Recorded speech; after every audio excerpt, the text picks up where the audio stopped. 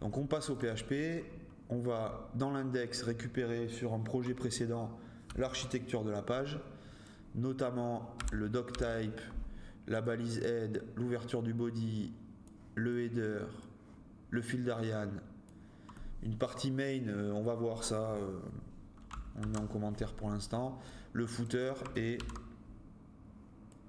le footer pareil on peut le mettre en commentaire, surtout à la fin, les scripts JS et la fermeture du body. Tout ça on l'a dans Inc. Donc on a head, footer, head, header, main. Je vais copier tout ça. Je le recolle ici.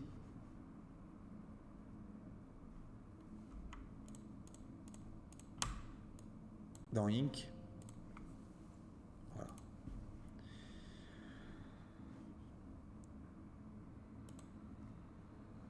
Donc dans Head, ça on va le mettre en commentaire. Bon, on ira le récupérer plus tard. Ça, on n'en a pas besoin. Ça, le title, on va mettre projet login. Je vire toutes les références au projet précédent, surtout sur les variables. Ce menu, on va le laisser, on le modifiera plus tard. Le main, on l'a pas chargé. Et là-dedans, il n'y a pas de PHP, donc on est bon.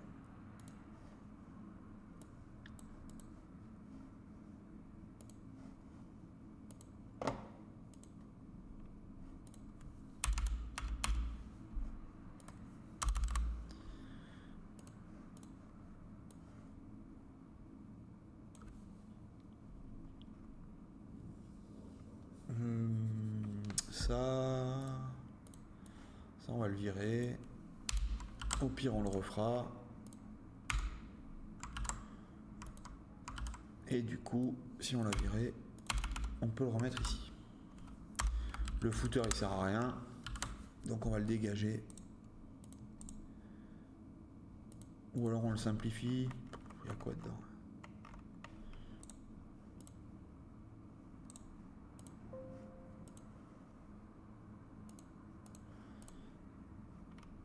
Ok, et c'est breadcrumb qu'on n'a pas pris, tant pis. Ok, donc là, sur mon index, ici,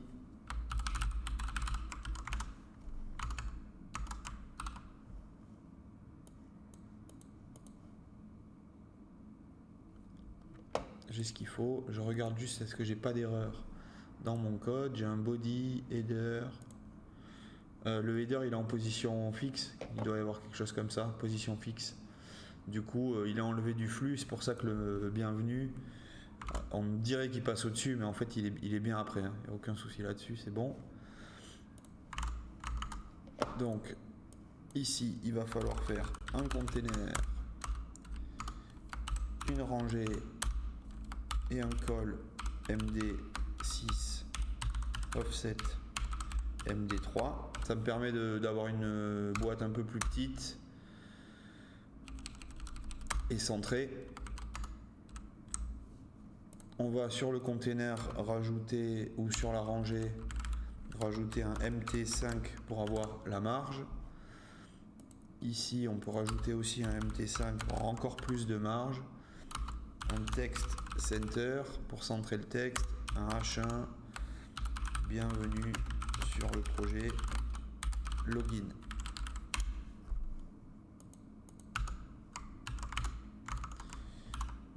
Voilà. Et on va aller faire des includes peut-être après là, sur une nouvelle rangée.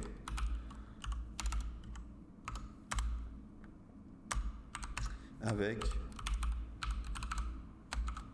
2 calls MD6.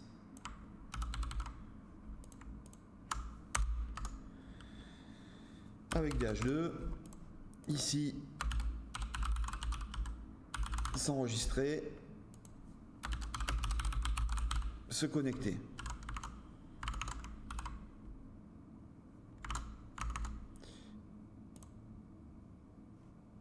Là-dedans, hop, Sur le H2, je rajoute un text center. Sur la rangée, je rajoute un MT5 pour espacer tout ça. Et voilà.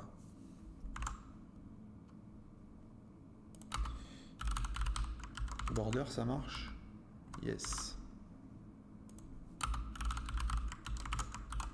Voilà, je mets 2 bordures, comme ça on voit nos 2 petites boîtes là, et on va aller mettre les formulaires dedans. Donc, on va commencer par ça. On va commencer par le HTML, qu'on modifiera si nécessaire, mais on l'a déjà fait. Donc on a besoin de 2 formulaires.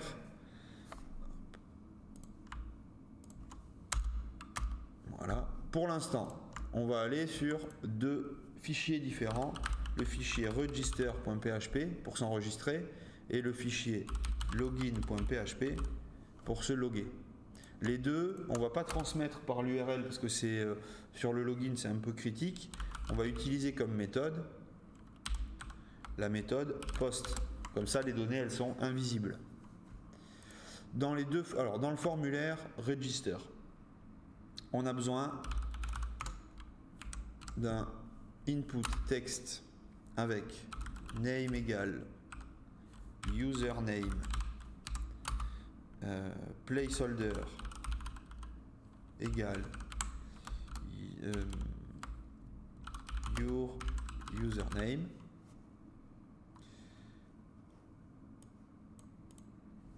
On a besoin d'un input du type mot de passe, donc password, avec ici password et placeholder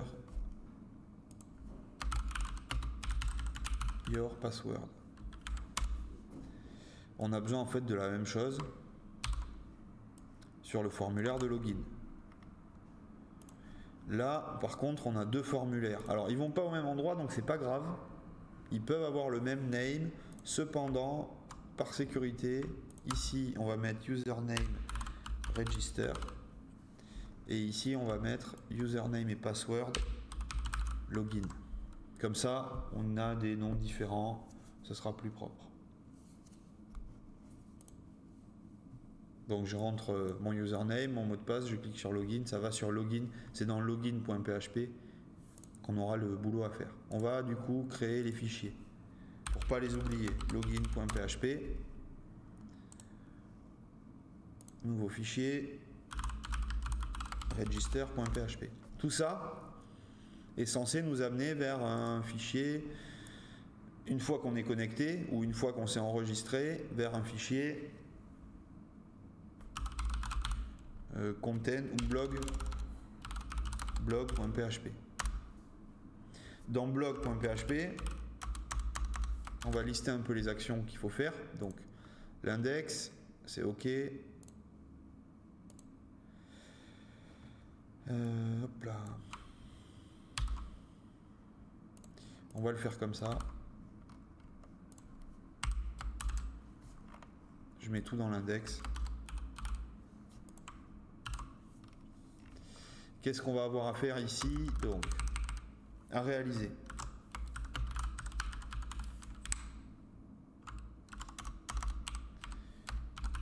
Vérifier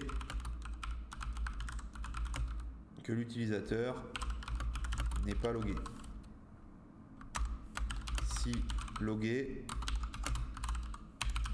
redirection vers blog.php.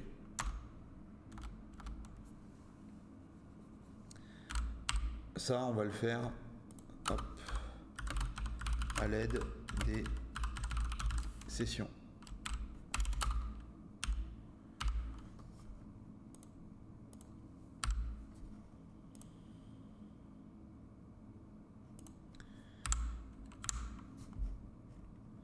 Dans un deuxième temps, on ira le détailler plus tard, on va basculer login et register sur la même page ici en haut. On ira modifier ici l'action et on fera toutes les actions dans l'index. Création, connexion, etc. Ça va nous permettre, si jamais il y a une erreur, de plus facilement refaire les choses et rediriger. Ce qu'on peut faire en attendant, par contre, alors, Étape 1, vérifier que l'utilisateur est logué. Étape 2, si logué, redirection vers blog. Si erreur de login ou de register, affichage d'une erreur. Ça, on peut le faire avec get ou post. Get, c'est pas mal.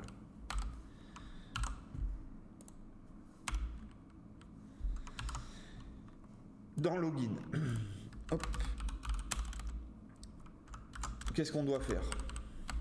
1. Récupérer les informations du formulaire. Login d'index. 2. Vérification des informations sur la base de données. 3. Info correcte.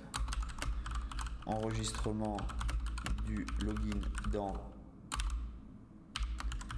session. Info incorrecte. Hop, pardon, il va à la ligne lui. Redirection vers index.php.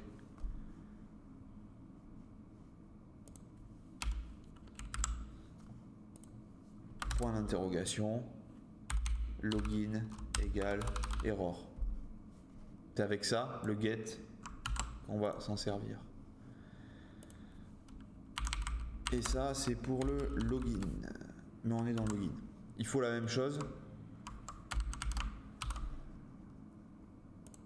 dans register, à quelques différences près. On récupère les infos du formulaire register depuis index, on vérifie les infos sur la base de données, pas de username et pas d'email similaire.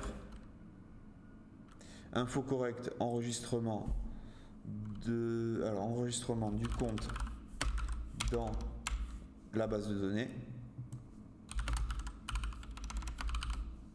Info incorrecte, retour vers index avec register égale error.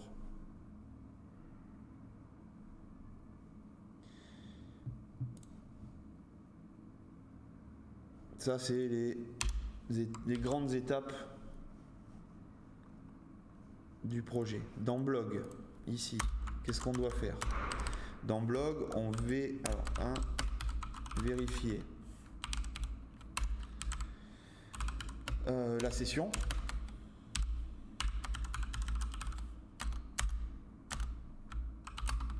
Si login OK.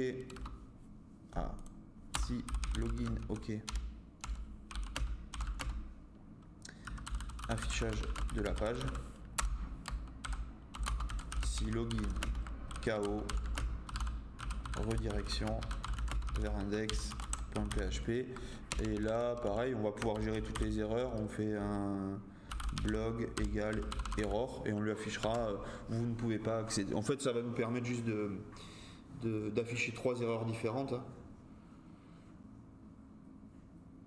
Ou encore mieux, on pourrait même récupérer un seul get. On va tout inverser.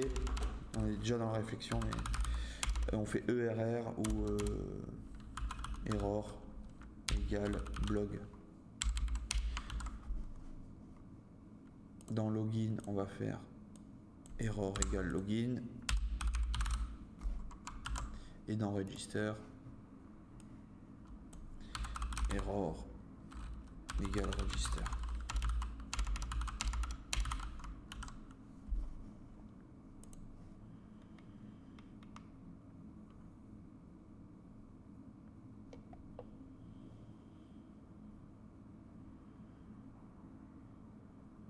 Du coup ici,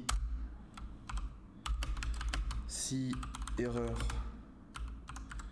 d'accès à blog, erreur blog.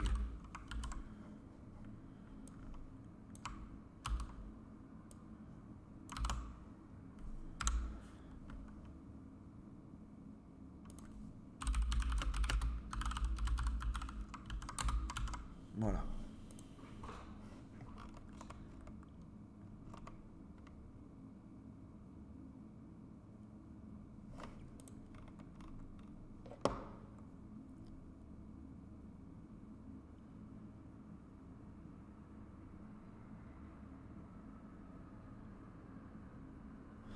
On a oublié un petit truc, c'est que ces formulaires, ils ont besoin d'un input type submit.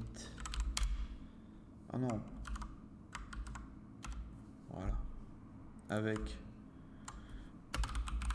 value égale. Eh bien, value égale créer mon compte. Et ici, value égale se connecter.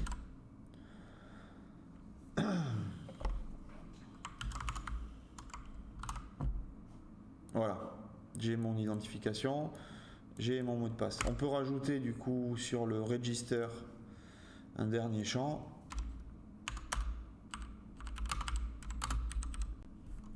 Input type email, il est là. Name email register. Placeholder. Votre adresse email.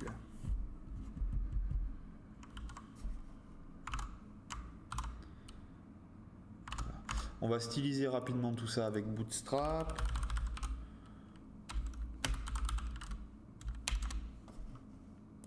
Hop. Donc dans la doc de Bootstrap sur les formulaires, on a toujours des champs. Donc le champ c'est form control. Et BTN primary pour les boutons. Voilà, donc ici, là, là, là, là, et là, c'est le form control qui va marcher. J'y vais.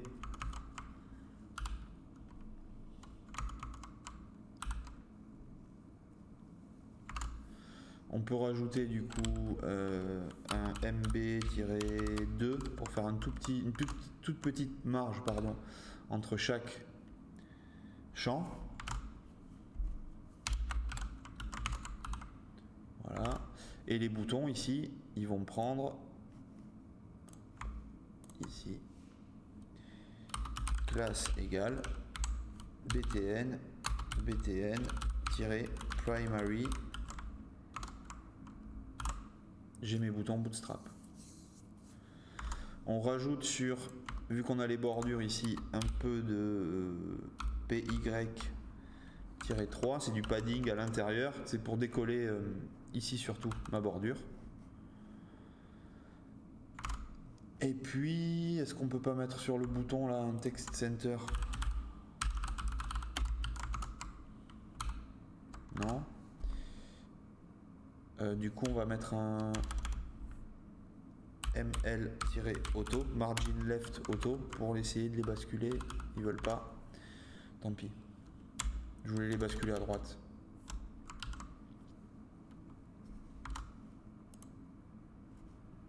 On a tout ce qu'il faut. Ici, c'est un email. Le fait qu'on ait les types ici, là, ça va bien fonctionner. Le mot de passe, il est crypté, c'est bon.